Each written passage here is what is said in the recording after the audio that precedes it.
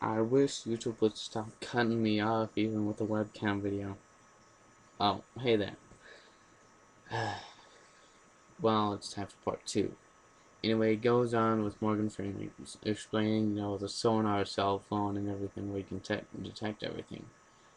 But actually, Morgan Freeman doesn't walk into it. But Bruce Wayne goes in and talks to Morgan Freeman, asking him, um, to improve the suit since he wants to move his head around. Um, so it goes on. You do realize that Bruce Wayne has a normal voice and Batman gruggles his voice up just like the Cookie Monster or, who do you call it? Bruce Willis from Die Hard. Because it's like, he really talks like I do, except he has a deeper voice and more butch than my voice. Anyway, it goes on with, Morgan Freeman explaining, how great of a tech wizard he is. Well, that's what I can see. Everyone else thought, he's not trying to boast or brag or anything. Boast means brag. Idiots. So it goes on where Bruce Wayne more explains himself, and he became the friend of uh, Harvey Dent. I keep forgetting. Henry Dent or Harvey Dent. I'm not. I'm losing track of this because, you know, I really didn't care about him. I kept thinking he was the smallest character in the world, but it was actually Morgan Freeman's character was the smallest character. Except he helped out Batman in the end, but we'll talk about that later. I know I'm pushing everything back. Anyway, it goes on, and then um, Bruce Wayne is invited to a party, and everything goes all right. He compliments Harvey Dent and explains he's good for a mayor. And then who else? The Joker busts in and ruins the party. But when Batman suspects the Joker and their clowns in there, insane clown posse, that just made me think. Anyway, what happens is Bruce Wayne locks Harvey Dent in a closet. It's like trying to force him to be gay or something. I'm not sure. Anyway, it goes on with I know I've skipped over a lot, but some of it isn't important because I haven't remembered it. Anyway, the Joker busts in, ruins the party, and threatens to kill the innocent. And what do you think? Well, what do you think of the movie so far if you've seen it? And you're at the point I've made it to. Anyway, so for some reason, the Joker has a really big hatred for Harvey Dent because of uh, he's sort of the DA and everything. He's so great, and yet he killed one person, Harvey Patrick, and then there's uh,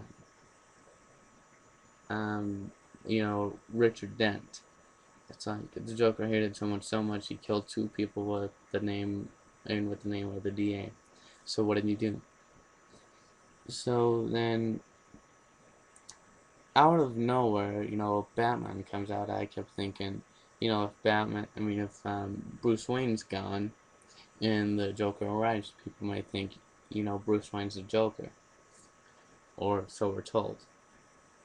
I do recall in the movie where they found out the Joker's name, who it's Melvin White or Marvin White. I'm not entirely sure if that's his real name or not. But they traced him down and to apartments. So, yeah, that's really it. But then Joker is captured. Don't ask me. Well, the Joker's captured. Well, not captured yet. I gave it away already. So it goes on where, the Harvey Dent is, in, feeling so much sympathy for Batman, and people are trying to force Batman to turn himself in because Joker made an obligation for Batman to take off his mask because the Joker wants to see Batman's true face, or the Dark Knight's true face. They all call him they go, sorry, they all call him Batman. Yet the movie title is titled Dark Knight, which I do not understand at all. I guess they were just trying to break away from the worst movie ever, Batman and Robin, with George Clooney and some whiny bitch we don't care about playing Robin. Anyway, it goes on where, Harvey Dent's sympathy builds up so much that he wants to turn himself in and claim he's Batman just, to save him. I mean, Batman himself, because everyone believes he's more than that. He's, symbolizes the whole city of Gotham.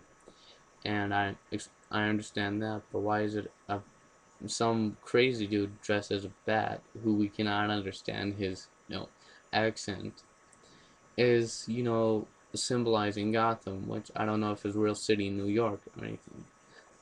I'm completely stumped at this moment. I do not know what's real or not, because the movies are so good, I can't remember much or explain it. Because, if I like something so much, I don't, talk about it much.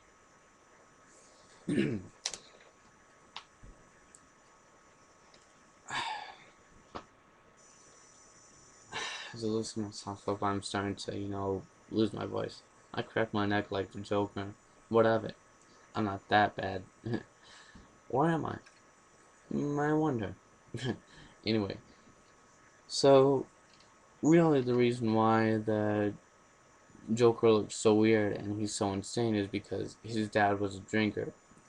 Shocker, because sometimes dads are complete drinkers and come home, freaking insane, do things like that. So he said, he explained why he became such a psycho, because his dad was a drinker, but he even said the story, which I can remember for some reason, by heart.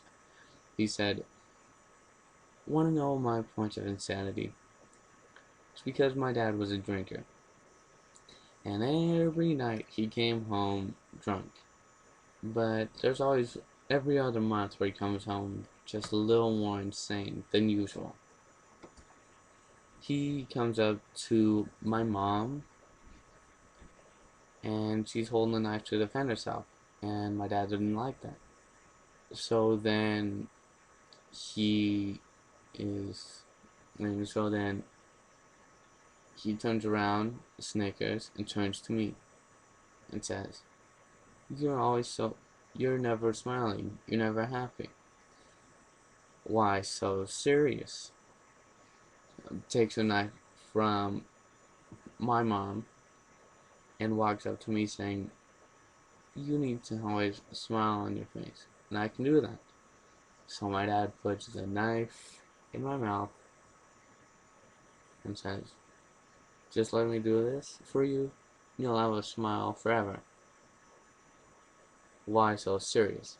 And actually so he actually reenacts that with one of the mob games. So I remember that. It's like, holy crap, the Joker's fucking nuts.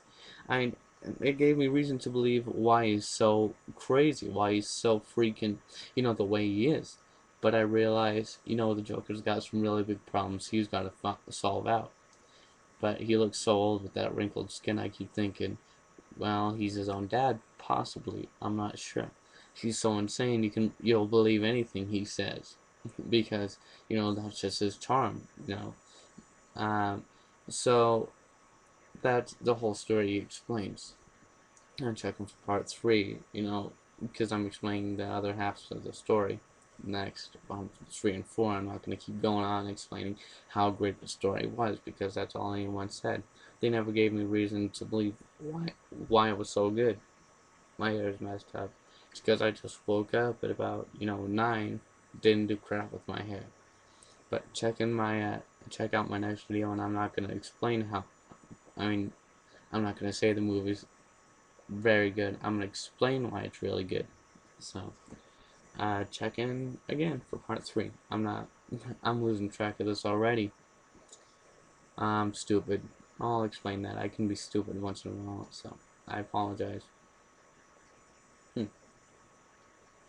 Why is his hair green anyway? Guess we'll never know. Is the Joker dead? We'll never know.